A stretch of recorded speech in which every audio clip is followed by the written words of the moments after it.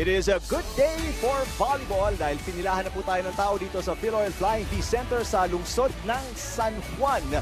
It is the open conference of the Premier Volleyball League that you can also watch online sa youtube.com/ABS-CBN Sports. We're also live on sports.abs-cbn.com/livestream/PVL at Premier Volleyball League at TFC.TV. Two teams, wala pa pong talo. BanKo-Perlas Spikers at 3-0 taking on the also undefeated Ateneo-Motolite Lady Eagles. Magandang hapon po and salamat sa panonood. We're live on Liga Channel 86 and Liga HD Channel 183. Ako po si Eric Tipan.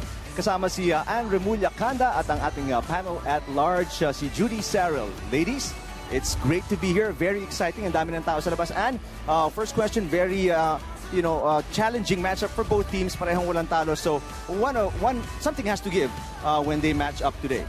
Oh, definitely. But this is going to be interesting like what you said. Dahil mamayang makikita natin, ito, classic case of seniors going up against the younger set of players. So pare-pareho ng pinanggalingan halos itong makikita natin ngayon. Samantalang si Judy naman, kanina pa paikot-ikot. What vibe have you received from the players? Marami ka nakausap kanina.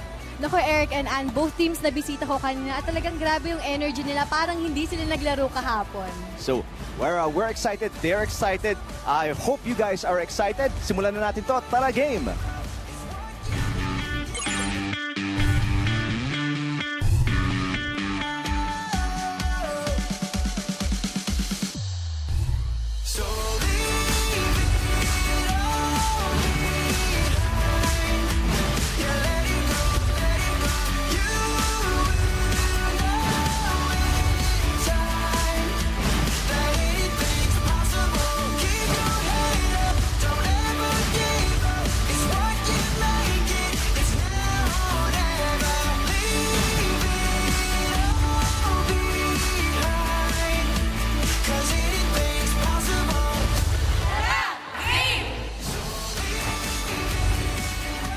Mga kapamilya, Day 8 na nga ng ating Open Conference, Veterans versus Collegiate Squad. Yan nga ang tema ng ating game ngayong hapon. Very exciting ang game dahil nga gaya nga ng nasabi namin kanina, both teams are undefeated and both teams naglaro lamang kahapon. Umpisahan ko sa Perlas Spikers na nagawang talunin ng Lady Falcons in 4 sets kahapon, habang ang atin yung Lady Eagles naman ay umabot ng 5 sets pero napanalo pa rin against na Petrogas Angels. So di kailangan ng pahinga. Both teams excited sumabak. Tingnan natin yung ating team standings para ma-update kayo kung nasaan na yung paborito nyong koponan dito sa Open Conference.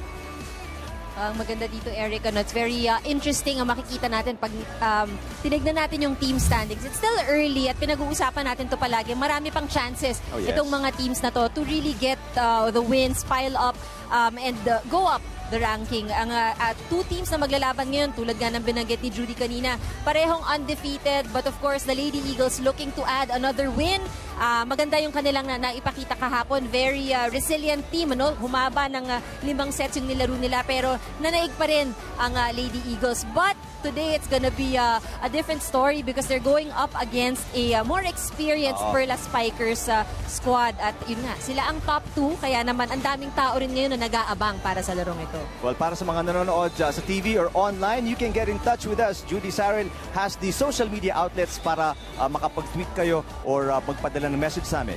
Yes, Eric, kung maraming tao dito, for sure marami ring taong nanonood sa atin ngayon. Kaya naman i-tweet nyo lang kami at ABS-CBN Sports. Gamitin ang hashtag na PVL on ABS-CBN. And of course, for exclusive photos, i-visit nyo na rin ang aming Instagram page at ABS-CBN Sports. At para lagi kayong updated in all things Premier Volleyball League, i-visit nyo lang ang Philippines' #1 sports website, sports.abs-cbn.com. And of course, dito tumutok lang kayo sa YouTube namin, youtube.com/ABS-CBN Sports. So ang dami, just in case hindi nyo matandaan yun, I'll refresh your memory maya-maya lang po. Salamat kay Judy. She'll go ahead and talk to some of the fans, some of the players. We'll take a quick break. Pagbalik natin, pag-uusapan natin yung dalawang koponan na sasabak ngayon. Diyan lang kayo sa Liga.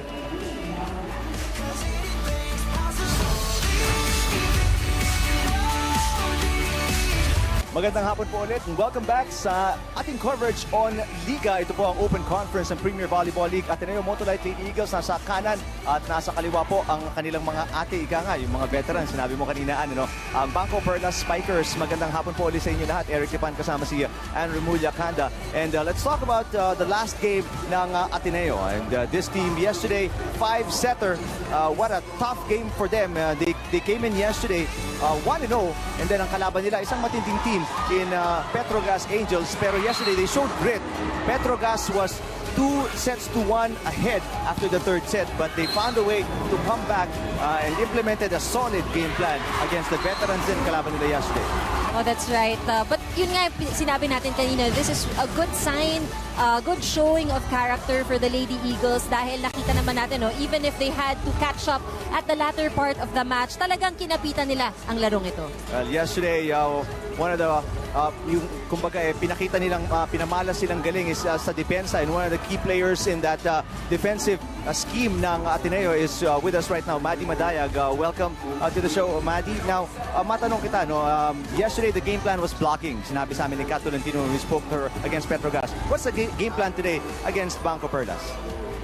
Well, we already played with them before in Iloilo and Bacolod, so we kind of know how they play already. But we don't really just focus on the blocking. We focus on everything because we don't really focus on one thing lang. So we focus on the receive, serving, spiking, and blocking. So it's an overall thing. You think so? Good to say. Good to hear actually that you're focusing on everything. On the side of BanKo-Perlas, is there something in particular or someone in particular na talagang babantayan nyo today? Ate Z. Yeah, Ate Z. And Nicole. Yeah. But everybody's strong in BanKo-Perlas. Sila Kiwi, sila Ate May, sila Cathy. So we scouted every one of them. So short of saying everything is covered when you practice, especially against the teams here in the Open Conference. All right. Yeah. Plain and simple, straightforward. Walang paligoy-ligoy pa. Thank you very much, Maddie Madayag. We'll let you go and warm up. Maddie Madayag yesterday, one of the leading scorers for the Lady Eagles. Excellent performance for her yesterday. She had 13 spikes, 3 blocks.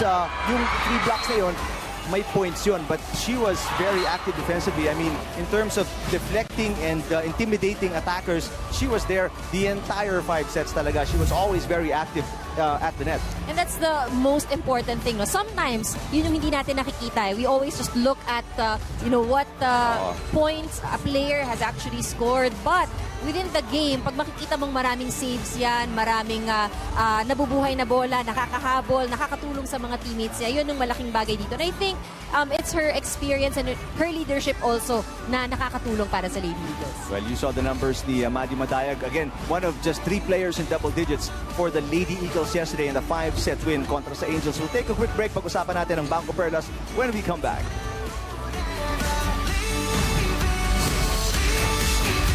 Nagpapatuloy po ang ABS-CBN sports coverage ng Premier Volleyball League Open Conference mula dito sa Philoy Flying V Center sa lungsod ng San Juan. Eric Lipan, Anne Remulla Kanda. Pag-usapan naman natin yung 4-set win ng BanKo-Perlas Spikers yesterday kontra sa one other collegiate team dito sa ating Open Conference, Adamson Akari Lady Falcons. And as we take a look here, itong BanKo-Perlas, solid gameplay so far, coming off a win in an international tournament, a 3rd place in an international tournament. They're on a roll. Mali sila 2-0, pagbalik nila 3-0.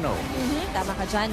Of course, we know that this team actually has a solid lineup. Matagal nang naglalaro itong team na to. After splitting the first 2 sets in that match, namayagpag ang BanKo-Perlas in the 3rd and the 4th set. It was a convincing win para sa BanKo-Perlas. And what's good, Eric, is that if you look at the way they play, they're very consistent. And it must be because matagal nang magkakasama itong team na to. 2 players in double digits para sa Perlas Spikers yesterday. 14 points, Amanda Villanueva, the leading scorer right now with us, Z Hervasio. Z, magandang hapon. Now, here's an insider information. Sabi ni Maddie Madayag, babantayan daw specifically ikaw. Now, knowing that and knowing the way that obviously their defense was very good yesterday, and you guys were here, you saw it. Are you adjusting your game? What are your things that you're going to do today to be effective? We recognize they serve tough, and that's one of our weaknesses also. So yun lang yung focus namin ever since we stepped into this tournament. Also, we know that they're much more taller team. So puhunan namin siguro yung floor defense, and as much as possible, we try to get touches on blocks. That's good to hear. Right now, still undefeated kayong parehong koponan. But here, of course, you're the more experienced team. I'm pretty sure, syempre, part of your goals is to have a clean slate in this conference. For you guys to do that, ano ba yung mga focus areas? Yun nga po, reception. And then, it's just a matter of being consistent all throughout the game. Yun nga yung sinasabi sa amin ni Coach. He always reminds us na if you just play your game, you're gonna win the games easy. There's not gonna be any problem inside the court kung focus lang sa laro. All right, well, we'll let you go. We'll let you warm up. Good luck in the game later. Z Hervasio, yesterday, 24 points for Z. And obviously, she's going to be a focal point sa opensa ng BanKo-Perlas Spikers today, along with the other players like Kat Bersola yesterday with 9 points. So they're going to be key if they are to defeat itong really very good collegiate team participating in the Open Conference. That's right. But of course, if you have players with the likes of Z Hervasio, of course, very experienced in nga, no, yung kanyang naitalang puntos, almost a set already, Eric, at 23. Mahirap din. Mahirap because it's consistency, it's the experience that these players have up in their sleeve. Well, music dito sa loob ng Philoil Flying V Center, courtesy of DJ Tronics. It's a very exciting matchup. BanKo-Perlas Spikers 3-0, Ateneo-Motolite Lady Eagles 2-0. Who will get their first loss and who will continue winning first set between these two teams? Susunod na dito lang sa Liga.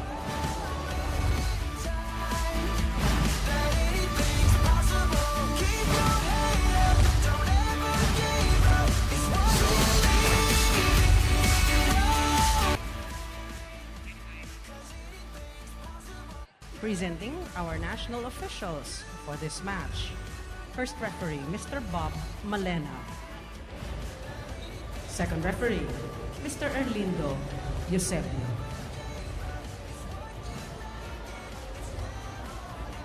Calling on our starting lineup from our BanKo-Perlas Spikers. Let's begin with our game captain, number 6, Angeline Marie Hervasio.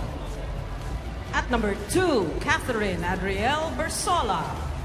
Wearing jersey number 9, Amanda Maria Villanueva. At number 11, Mary Joy Dacoron.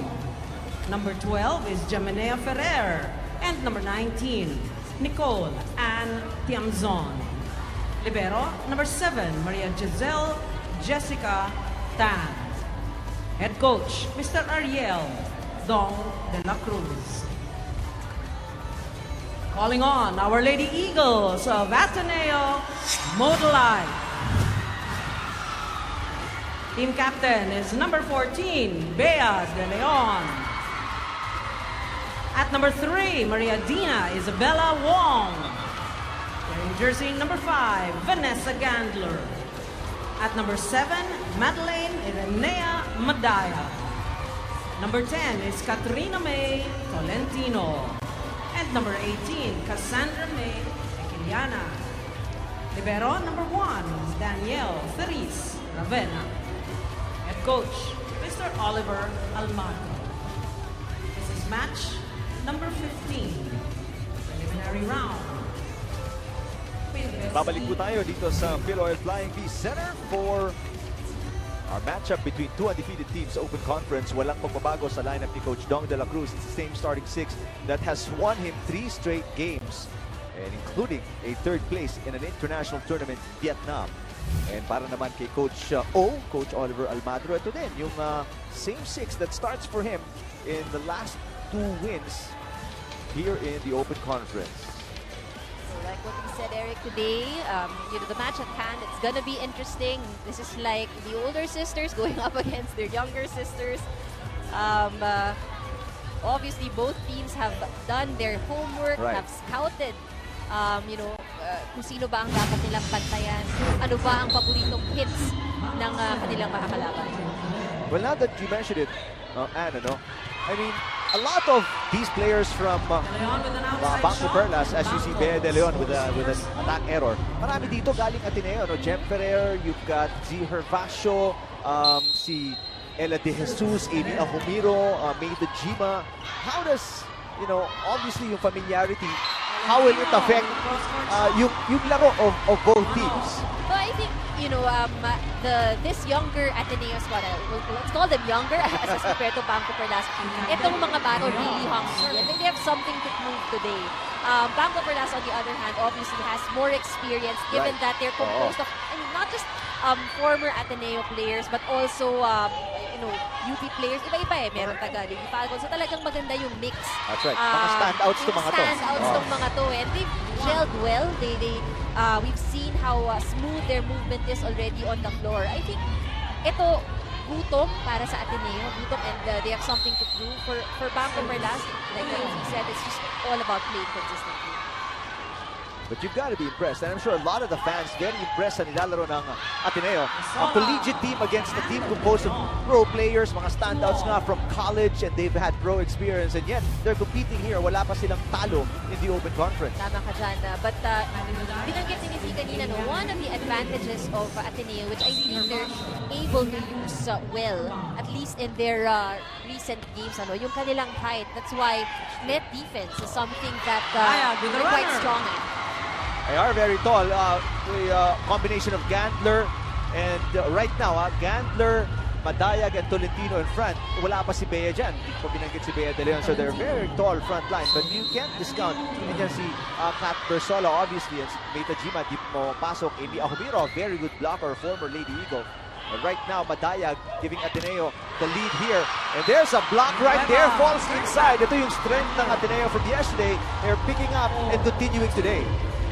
Something that they definitely need to ensure na magiging effective today. They're going up against really strong attackers in BanKo-Perlas.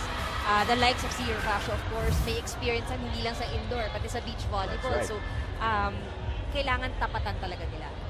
Oh, and by the way, speaking of beach volleyball, as second referee Ernido Eusebio, I think there's an issue sa may bench area ng Ateneo. They want only players in that box and other people should move back a little bit more. Kanina po sa beach volleyball, congratulations to UST men's and women's beach volleyball champion. For UST, much bigger accomplishment. That's their three-peat on the final year of Ziher Vasho final year of CC Rodina. As finally there's a block pero tumalbog outside, so puntos para dito sa BanKo-Perlas.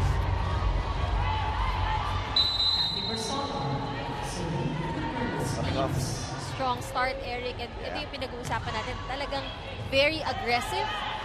Ateneo knows na hindi nila pwedeng paunahin, palamangin ang BanKo-Perlas. So they're finding all ways possible para makakuha ng puntos. And again, the blocking working for the Lady Eagles. Si Chamzon po. And na-reject. There's a combination of Madayag and Dina Wong. And even si Dina Wong, matangkad dito na setter, for setters go. She's taller than usual. Everybody on the floor for Ateneo actually has the height, even their libero. It's Danny, that's right. Oh, another block, single lady block, Maddie Madayag. It's a shutout against BanKo-Perlas right now. So when Maddie said earlier na pinag-aralan nila ang mga spikers ng BanKo-Perlas, this is what she means. I mean, they've been all over the net, at least for the start of this first set. And parang walang kapaguran. Yesterday, they just came off a 5-set win. And right now, they're playing with a lot of energy as Manny Gantler with a service error. But nagparamdam dito ang depensa ng Ateneo. And you see BanKo-Perlas spikers right now, they have question marks sa kanilang mga mata. Like, what are we gonna do? Paano tayo atake dito? Let's try to see. Good serve from Amanda Villanueva. Kiliana. There's Jem Ferrer to Tiamzon. Yun ang sagot, patama na lang. Off the block. Kailangan nilang gumawa at maghanap ng paraan. But, the hands of the blockers, it will always be there. So, it's up to them to find that angle or find that hand, actually. to allow them to score. Good receive by Ravenna. Villanueva, inangat. Yamzon, cross court. Taking yan, a good awareness. The back set for a back row attack from Tolentino. And there's Joy Tacorod with the point. We're tied at 6. Tacoron had 4 yesterday. And right now, hindi pa handa yung blockers ng Ateneo. And I think that's something that would work for BanKo-Perlas. If they go for quicker, lower plays and lower sets, it might help. Tolentino, a lot of her 24 points yesterday were from the back row. Ano ka-prolific ang pag-atake ni Tolentino. As Dina Wong, somehow, some way. Wow. I don't even see how Mababa na kasi siya. nalunod na, and then she was still able to put it in. It's a point. And the crowd is popped up dito sa Philoy Flying V Center. Ateneo's lead though, isa na lang. Good dig from Tolentino. Back row from Gandlers outside. And just like that, nakabalik ang BanKo-Perlas. We're tied at 7.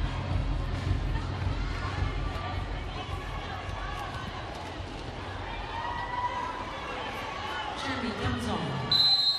Serving for the Perlas Spikers. Nicole Tiamzon serving. That's going to be 4 touches. Tumama na yung 3rd touch nasa ulo ni Bea De Leon. The Lady Eagles. And First surprise, surprise, come from behind. And BanKo-Perlas, they're up by 1 in the first technical timeout, 8-7 kontra sa Ateneo. Dina Wong yesterday, ang ganda ng nilaro niya, really helped Ateneo vary the defense. Ang dami niyang binigyan from Madayag. She also had 1-2 plays. Pinatikin niya rin si Kat Tolentino, Bea De Leon, Vanny Gandler, and also chipped in 6 points as well on her own. And we know Dina Wong has really helped in many ways more than one para dito sa Ateneo. Just looking at some of her numbers, quite impressive. But today, syempre, kailangan din ni Wong ng tulong ng kanyang mga teammates in passing the ball or getting the digs. There were moments pumasok yesterday in the lineup for Ateneo si Janelle Maraginot, but it was primarily puro Dina Wong. Here's another back row for Tolentino. Good dig by Amanda de la Villanueva. But Amanda into the net yung atake. 8-all. Puntahan natin itong report ni Judy Sarrell. Eric, kanina nga bago tayo mag-umpisa sa game ay nasabi ko na high energy ang parehas nating kupunan. Pero hindi naman maiwasan ng ilang mga players ng Perlas Banco Spikers na maging sentimental in today's game dahil nga sila nga ay Ateneo alumni. Nag-reminisce nga itong si Ella De Jesus at sabi niya parang kailan lang kami naglalaro at may suot ng blue uniform na yan. According to her, ibang-iba daw kasi ang feeling if you're playing for a school and for UAAP. Mas intense, mas gigil manalo at damang-dama mo daw yung pride sa bawat palo mo ng bola. Well, kahit nga maraming namimiss itong si Ella, happy pa din siya at excited na makalaro ngayon ng Ateneo Lady Eagles. Panghuli, biro na lang ni Ella, buti na lang daw at graduate na siya kasi talong-talo daw siya sa height ng mga bagong players ng Ateneo. Maraming salamat, Judy. May konting hugot, may konting nostalgia, reminiscing si Ella De Jesus. Pero may konting pasasalamat. Doon siya nagtapos. Hindi na lang graduate na ako. Tatangkad daw kasi. But of course, Ella, we know her for her high leaping ability. Kahit di siya matangkad, doon siya bumawi sa pagtalon. Kaya nga Ella the Elevator ang tawag sa kanya. But may konting katotohanan din. Malaki talaga itong mga bagong players sa Ateneo. Time out here by Coach O. Pakinggan natin. You're giving yourself blank stares eh. Hindi nyo alam yung gagawin nyo. You're not being specific in what you're doing eh. Nagsisimula dito oh. Ano gagawin mo? Alam mo na, sinabi ko na sa inyo anong gagawin yan. Dito pupunta eh. So anong gagawin? Hintayin mo dumating sa'yo o lalapitan mo yung bola? O sino po? Pwede ba yun? Hinihintay mo yung ginagawa. Same with you, you're not talking. Same with you, you're not talking. We have to talk. We have to be specific. I don't care kung perfect yan. Tamang execution na importante. I don't want spectacular play. Proper execution. Hindi yung bola. Perlas Spikers. Sounds like Coach O. This time's women's division. It's the same passionate delivery. Coach Oliver Almadro. But he made very good points, ano? Yeah. He's not looking for anything spectacular. Talagang proper execution. That's true. Tingnan natin kung yun ang magagawa nila. Good dig mula kay Tiamzon. Yan si Hervasio Hervasio finds the punishes spot. her former team. 12, serving 8. Clean shot by Hervasio. Look at this. Walang depensa.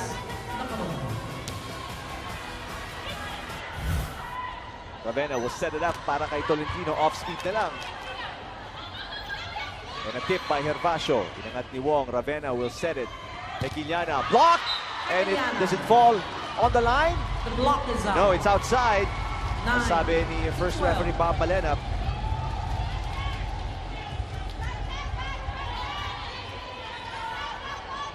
Kim Tequiliana.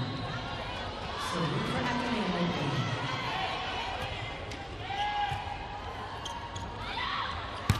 Hervasio off the block and it lands inside in favor of Ateneo. Their primary defense blocking at the net. Really giving BanKo-Perlas a tough time. Service. Tequiliana.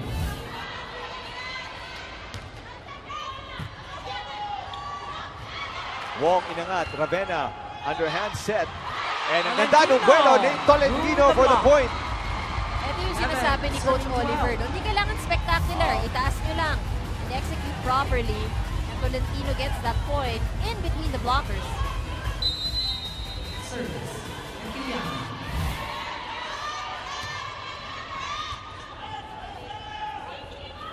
Hervasio, cross court Hervasio is with a good. cross-court kill. 13, 11.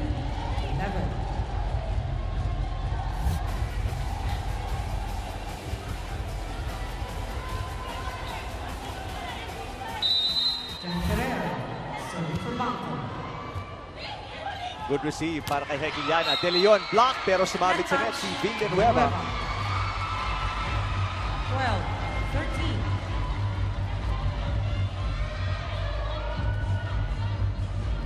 Ateneo doing a good job in keeping in step with BanKo-Perlas.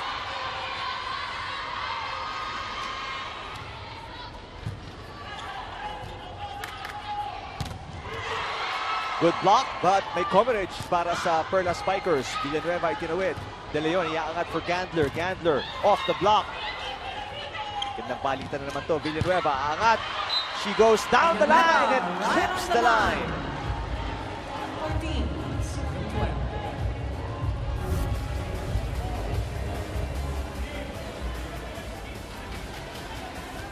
And you see itong mga Perlas Spikers, Villanueva and si Hervasio, they're going long. Hindi pwedeng idiin eh. If you go for an attack at diniin mo, babagsak na din sa kamay ng blockers. Meantime, ang hirap talagang tapatan itong height ni Kat Tolentino. One of the keys to her 24 points kahapon against Petrogas was her height or her ability to hit above the blockers.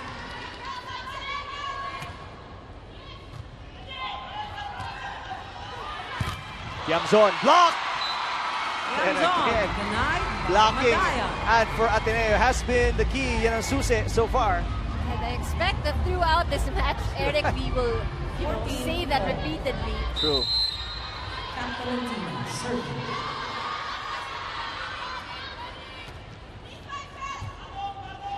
Ferrer, yaangat, Tiamzon. Blocked again. 2 times denied. UP's Nicole Tiamzon. Well, I think it's inevitable. The blockers of Ateneo will always be there. What BanKo-Perlas needs at this point is to ensure that their coverage is right there waiting for the ball to go back. Kasi kita na nila talagang the blocking will be there. So kailangan nilang gawa ng paraan. Pero good break para sa BanKo-Perlas. They tied the game courtesy of an error ni Kat Tolentino. Siyempre, ang attack coverage, easier said than done. Dahil kapag ang bola, mabilis ang balik, mahirap din yan abangan.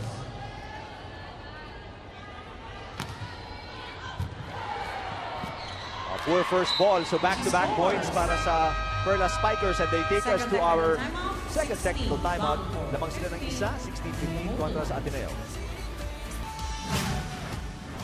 And we mentioned kanina, Kat Bersola, 1 point shy of double-digit scoring kahapon kontra sa Adamson. 9 points for her. She's going to be key here, especially against a very tall Ateneo team. And if you look at the players on the floor, Bersola actually is the tallest already. So kailangan talaga yung tatapatan niya ang kanyang mga blockers. And I'm pretty sure also inaasahan nila na more than 9 points ang maitala niya para sa laro. that's true. We saw earlier also what has worked for BanKo-Perlas was if they would send the ball long, or Dacoron also had some points scored of a running attack. So kailangan siguro mabilis yung hindi masyadong makakahabol agad ang blockers ng Ateneo.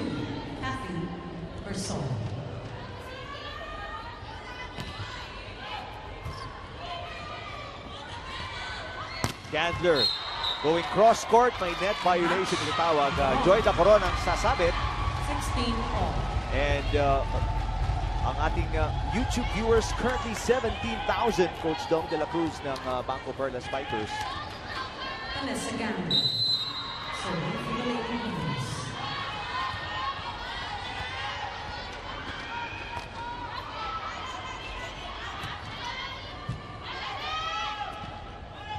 Ang ganda ng pagkaset, but Madayag still there. Kahit medyo buka yung set. Madayag, that's going to be 2 touches for her. touches, Golden Badaya. 17-16.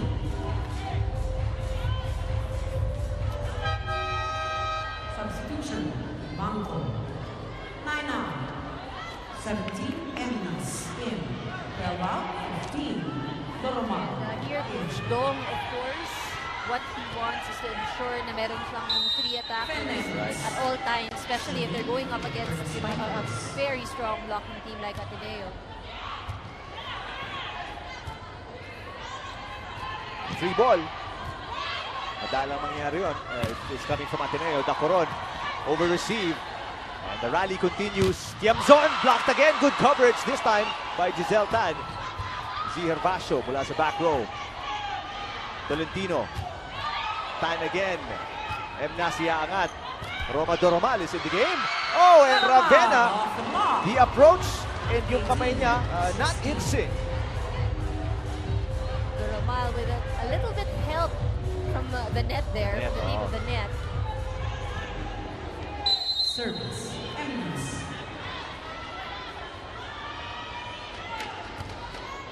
Ben Emnas, pinalitan muna si Jem Ferrer. Ben Emnas yesterday played the last 2 sets of the game. After nag-start si Jem Ferrer, and back-to-back points for Perlas Spikers. 19-16. The defense of Ateneo is actually waiting for a strong attack. But Doromal in those 2 points, hindi ganun kalakas. Service, Emnas.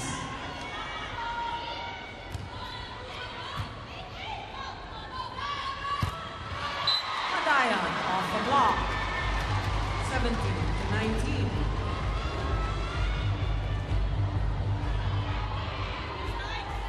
A slim 2-point lead para sa BanKo-Perlas Spikers.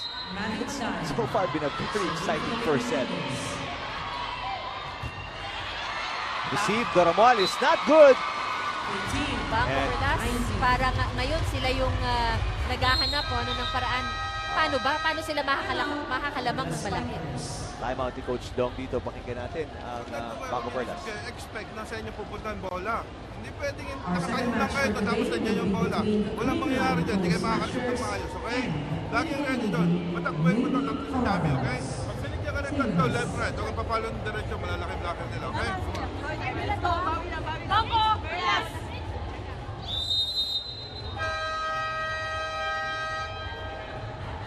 Really short timeout from Coach Dong. Well, the competition continues. Talagang matindi yung matchup of both teams right now. Sabi mo lang, naghahanap din ng paraan ng BanKo-Perlas na makalabang dito as Fanger checks it for the first time for Mequiñada. Madi Madayag has been solid. 3 block points. And remember, 3 block points siya. Yung na-score niya in terms of blocks again against Petrogas Angels. Tiamzon, blocked again. Tinawid ni Dacoron. Samantala, De Leon. Fen Emnas, what a save. But not good enough. Hindi na tumawid yung bola. Ball is in. So Ateneo ties the game at 19. Ang bilis ng palitan dito. Ano? And for Ateneo, they're such a steady team, ha? Kahit nalamangan sila kanina ng BanKo-Perlas, they really tried to find ways on how they can tie it. And you can see from the body language ng Lady Eagles, they know na kaya nilang sabayan itong pro team na to. Fanger with a push. Andun si Emnas. Doromal inangat. Hervasio with an easy over. Wong hatid kay Madayag, who gets a dose of her own medicine. Oil by Tiamzon. 20-19.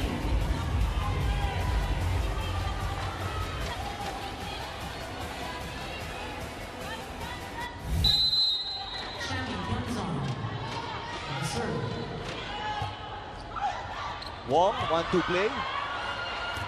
Tan, inangat. Hervasio, Fanger. Here's De Leon with a push. Hervasio, malakas. It's outside. Ball is out.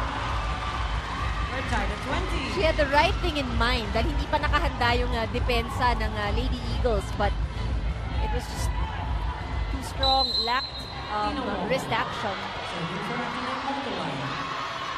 Dina Wong coming off a 6-point performance. An excellent setting para sa Ateneo kahapon. Emnas, Hervasio. Blocked by Tolentino and goes outside. Lalamang na naman ang isa ang Perlas Spikers. As Kat Bersola papasok for Ella De Jesus. Two tall players maghaharap for both teams, Bersola and De Leon. Free ball for BanKo-Perlas. Hervasio. Tolentino. Yes! Valentino. The block. We're tied at 21. Great wind up by Tolentino. And again, Substitution. big advantage when it comes to her height. 19 out. 18. Liliana Kim Liliana. 21 all. Serving to the Lady Eagles. Very tight first set. Emnas. Hervasio block. Binuhay ni Tiamzon. Doromal with a free ball. Good combination play. And Kat Tolentino on the tail end with a point. Lalamang ang Lady Eagles 22-21. Lady Eagles now on top by 1 point. Now take a look at this save first. A BanKo save of the day Service. by Tiamzon.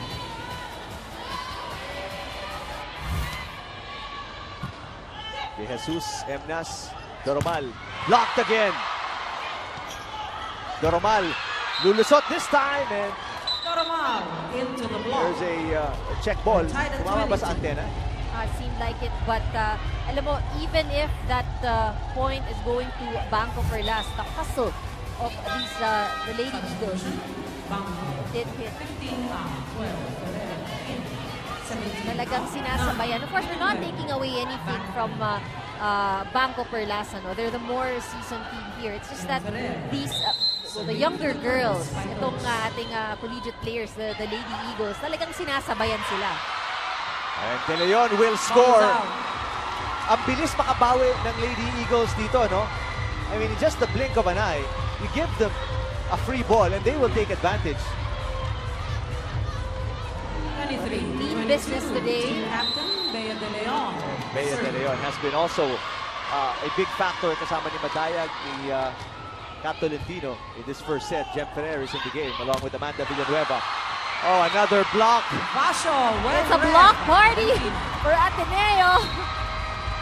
And Coach Dong de la Cruz is calling a timeout here. Take another look at this fine defensive play. May combination na pero naabantayan pa rin si G. Hervasio. And we'll listen to Perlas Spikers. Pwede pa tayo pumatay, okay? Okay. Save mo. I-back mo si Amy, darating si Amy. Ikaw mag-track, palit muna kayo, okay? Come on. Tapos si Amanda. Okay? Amy.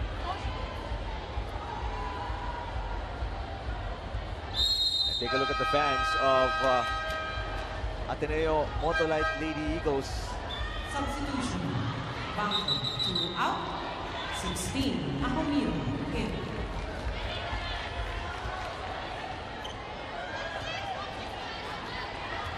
But, I mean, what can you say about, what more can you say about the impressive defense ng Ateneo? Definitely, we'll talk about this first set and what gave them the win if they will close it out blocking. It's all about their net defense. Oh, De Leon, not ready for the ball as medyo na-deflect siya. So, nag-iba yung trajectory.